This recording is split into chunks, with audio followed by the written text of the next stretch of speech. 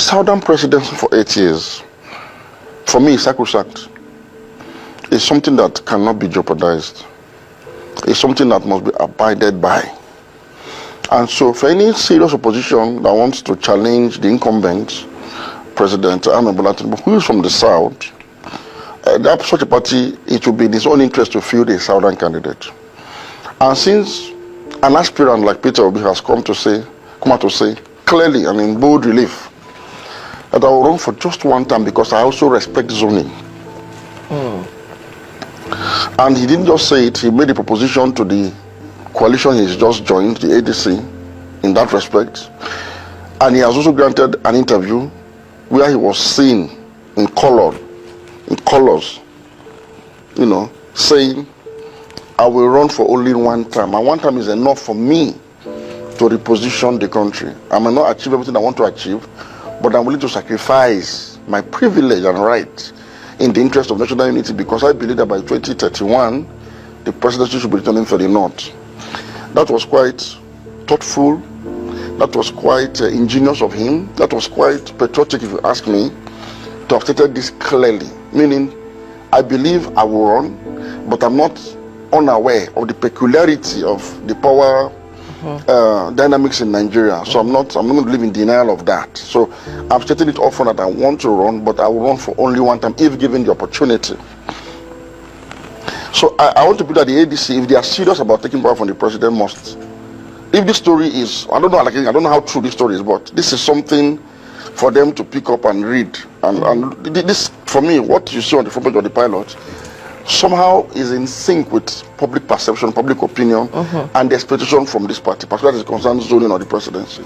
Now, as for Obi as a candidate, Obi again has thrust himself ahead of others, going to the 2027 race by his principled stance on a number of issues. You see, I've had reasons on this program to criticize Obi severally for not being very clear on alternatives he's offering to the incumbent administration.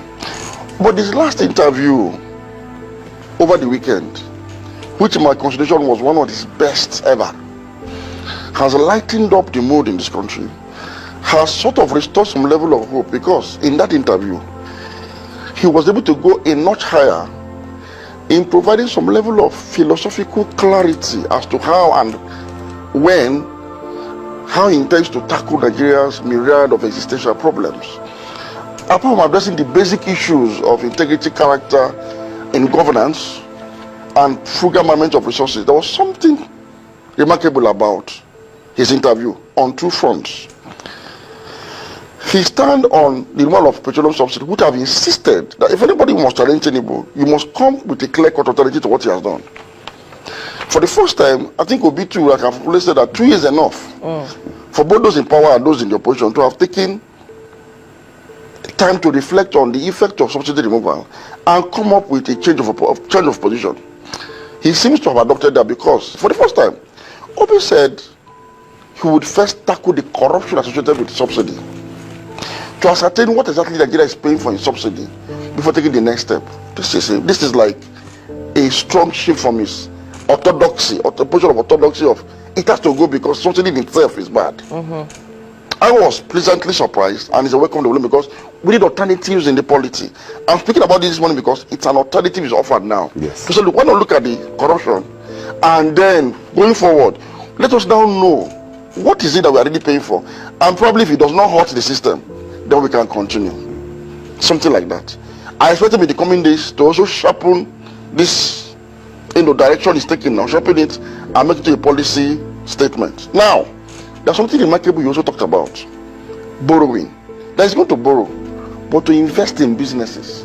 Ladies and gentlemen, you should have, definitely I would have been excited. I have always said that government has to do business. And I think government must borrow. It has to be to do business.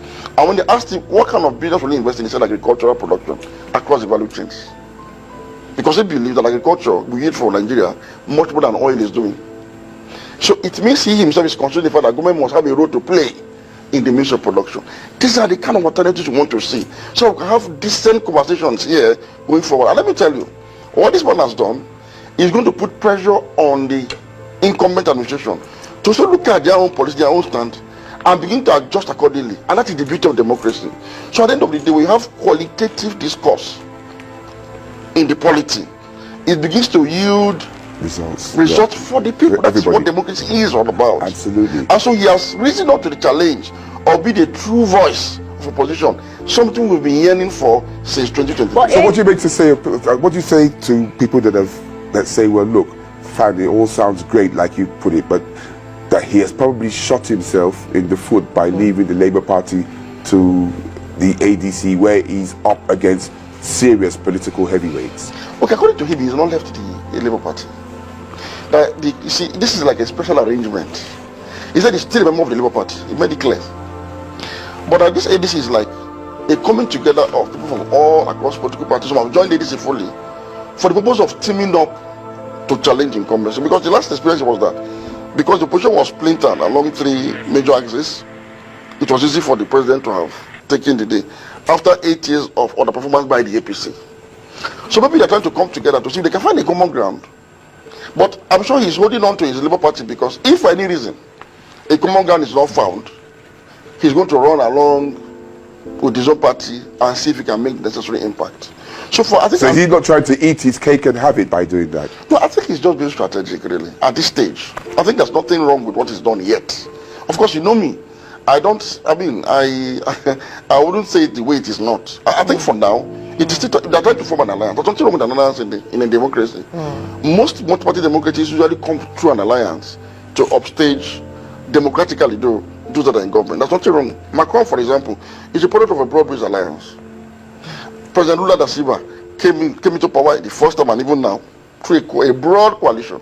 In fact, my impression that the ANC of South Africa, as you see, is a coalition of political parties, including COSATU, the labor organization in that country. So there's nothing wrong with the coalition. But you talked about putting your best foot forward, yes, and also looking at the reading the room, yes, of course. And I bring this because of the ADC stats. They're saying ADC Sean zoning throws presidential ticket open to North, South, Atiku, P2B, Amechi may clash at primaries. Governorship, senatorial, other tickets all open to all aspirants, daily asset. But when you listen to that, do you think that's a coalition that understands the reading of the room? No. This other headline is very disturbing. And by now I should have expected that. The coalition should have known, again, that time and events throw up certain kind of peculiarities in both aspirations, candidacy, and political party management. If you look at the ADC has gained traction, surprisingly, not because of in spite of the assemblage of men of yesteryears that are largely uninspiring, people that you can't even follow, you can't even land up behind, including, of course, the chairman of the ADC, the former Senate President David Mark, including the Pro-Tem National Secretary. When you look at the ADC and the structures as currently constituted, it's uninspiring. You could as well go to sleep and say, let them figure it out by themselves, and whoever defeats the other, so be it. But something changed when Obi stepped into that hall that day and identified with the coalition. The support the coalition is getting today, which is actually substantial, I must tell you this, surprisingly. I didn't give this coalition a chance, but I can tell that from the feelers we're getting on the ground, a lot of people are now gravitating towards the coalition and are waiting with bated breath to see what they will come up with in the next. When you say people, who are we referring to? Nigerians, who have been yearning for an alternative to what they have currently. There was this fear that Nigeria was sliding to a one-party state because of the demands of the PDP and the disarray in the Labour Party. So this is like a halt to that slide, and Nigerians have welcomed it. But I'm saying Nigerians have welcomed this coalition or the ADC because of the presence of Mr. Peter Obi there. Somebody they consider as different, and somebody whose conduct really is a bit different from the norm, really. I mean, let's give it to him. Now, I would expect that this party will leverage on that and take advantage of that to dig into the plow of people power, to harvest people power on their side. Because what a political party needs in opposition is people power. With people power, it will defy all forms of electoral subterfuge instigated by the incumbents. Because the people themselves that are going to send to do this are with the opposition because of the vast, armory of people power. So I'm expecting them to utilize the golden ball opposition of some sort The same way, the same coalition makes of President Muhammadu Buhari to come to power. And most importantly, let me say this clearly.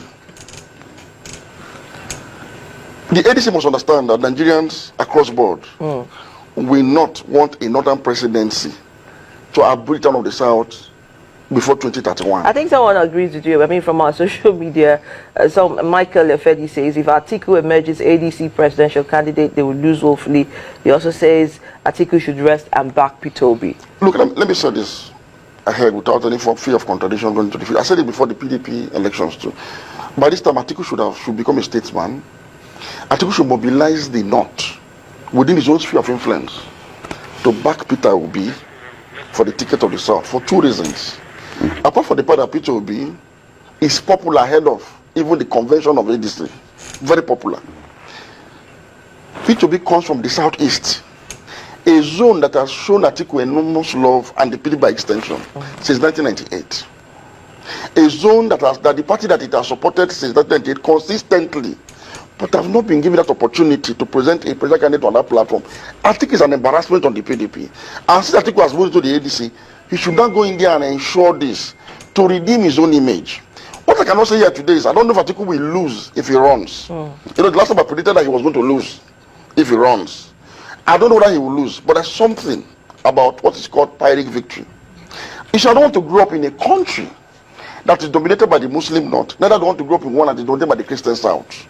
There has to be equity, fairness, and justice, because there must be in Nigeria, Atiku can rule over it.